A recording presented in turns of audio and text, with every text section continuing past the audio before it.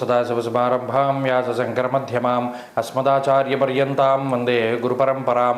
జ్యోతిషశాస్త్రాన్ని భావితరాల వారికి ప్రసాదించిన ఋషుల యొక్క పాదపద్మాలకి నమస్కారం చేసుకుంటూ, అలాగే నాకు ఈ జ్యోతిష విద్యను నేర్పిన గురువర్యులు జ్యోతిష బ్రహ్మ కీర్తిశేషులు శ్రీ ఈరంకి సూర్యనారాయణమూర్తి గారు, సూర్యశ్రీ దైవజ్ఞ గారి యొక్క పాదపద్మాలకి నమస్కారం చేసుకుంటూ, ఓం శ్రీ మహాగణాధిపతి నమః, శ్రీ గురుభ్యో నమః, హరి ఓం. వీక్షకులందరికీ నమస్కారం.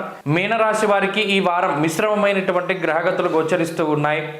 ప్రత్యేకించి శుక్ర చంద్రుల తాలూకు బలం ఈ వారంలో కనబడుతూ ఉన్నది.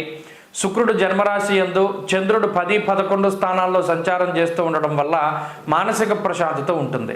ముఖ్యంగా మనసుకు నచ్చినటువంటి పనులు చేయడం, నచ్చినటువంటి విధంగా వ్యవహరిస్తూ ఉండడం, అలాగే ఇష్టమైనటువంటి వ్యక్తులతోటి మాట్లాడడం, మీ ఇష్టతని వారితోటి తెలియజేస్తూ ఉండడం, ఇలా కొంత మానసిక ఉల్లాసానికి సంబంధించినటువంటి విషయాలు. అలాగే ఉద్యోగ వ్యాపారాల్లో గతంలో ఉన్నటువంటి ఒత్తిడులు ఏమీ లేకుండా కొంత తగ్గుముఖం పడుతూ ఉండడం ఇత్యాది విషయాలు కొంత ఆనందదాయకంగా ఉంటాయి. జన్మరాహు యొక్క దోషము, జన్మ బుధుని యొక్క దోషము, వ్యయ రవి శనేశ్వరుల యొక్క దోషము, ఈ దోషాలు ఏం చేస్తాయి అంటే ఉన్న డబ్బుని ఖర్చు పెట్టేసేటువంటి వరకు నిద్రపోనివ్వు. ఓ 10 రూపాయలు వచ్చింది, 10కి 10 పోవాల్సిందే. ఓ రూపాయి దాచుకునే ప్రయత్నం ఉండదు, ఆ ఆలోచన కూడా ఉండదు. ఈ వచ్చేటువంటి ఆదాయము ఖర్చు ఎప్పటికప్పుడు అది అలా ఫ్లో అయిపోతూనే ఉంటుంది. కొన్ని సందర్భాల్లో ప్రెస్టేజ్కి పోయి డబ్బు ఖర్చు పెడతారు. జోదంలోను, స్పెక్యులేషను, బెట్టింగ్లోను ఇంకొకరికి ఇచ్చి డబ్బు పాడు చేసుకోవడం, లేదా అనవసరమైనటువంటి వాటిని కొనుగోలు చేయడం. ఇక్కడ పోయేటువంటి డబ్బు అంతా మీకేం ఉపయోగపడదు. అలాగే మీ గురించి కొన్ని సందర్భాలు డబ్బు ఖర్చు పెట్టుకోరు, ఇతరుల కోసం డబ్బు ఖర్చు పెడతారు. అయితే ఏదేమైనప్పటికీ ఖర్చు ఉంటుంది. కుటుంబ సభ్యులతోటి అంత ఇదిగా కాలాన్ని గడపలేకపోతారు. ఎక్కువ టైం అంతా కూడా ఈ ఉద్యోగంలోనూ లేదా ప్రయాణాల్లోనూ లేకపోతే ఇంకో చోటకి ఎక్కువగా టైం స్పెండ్ చేస్తూ ఉంటారు. అలాగే ఈ వారంలో ప్రత్యేకించి కొంత మానసిక భయం ఉంటుంది. ఏదో ఒక తెలియని అలజడి ఉంటుంది. ఏంటి మనకి ఎందుకు ఇలా ఉంది అని ఆలోచిస్తే ఏం కనపడదు.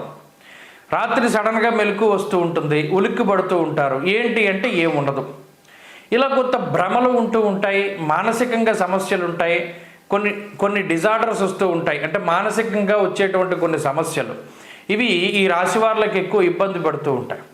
వెళ్ళేటువంటి జీవితంలో చూడండి అనుకోని సమస్యలు, అవి కూడా మీకు సంబంధం లేని విషయాల్లో మిమ్మల్ని ఇరికిస్తూ ఉండడం, మీ మీద దుష్ప్రచారం చేస్తూ ఉండడం, కొన్ని సందర్భాల్లో మీరు కొన్ని వాటిని ప్రోత్సహించినప్పుడు గతంలో ఆ ఫోన్లే చెప్పుకొని అని వదిలేసినటువంటి వాళ్ళు వాళ్ళ మీ మీద చాలా దారుణంగా మాట్లాడుతూ ఉంటారు.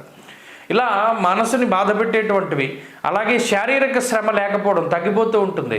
దీనివల్ల శరీరం బరువు పెరుగుతూ ఉండడం, లేదా ఇంకో శరీరానికి సంబంధించినటువంటి వృద్ధాప్య ఛాయలు ఎక్కువగా వస్తూ ఉండడం, ఇవి ఎక్కువ బాధిస్తూ ఉంటాయి. కాబట్టి ఇవన్నీ కూడా ఈ వారంలో కొంత కనబడుతూ ఉంటాయి. జాగ్రత్తగా ఉండండి.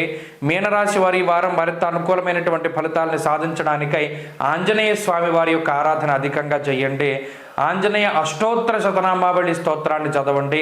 ఈ వారంలో కలిసి వచ్చేటువంటి రోజు శుక్రవారంగా చెప్పవచ్చును. అదృష్ట సంఖ్య 5, అదృష్ట వర్ణము తెలుపు. స్వస్తి.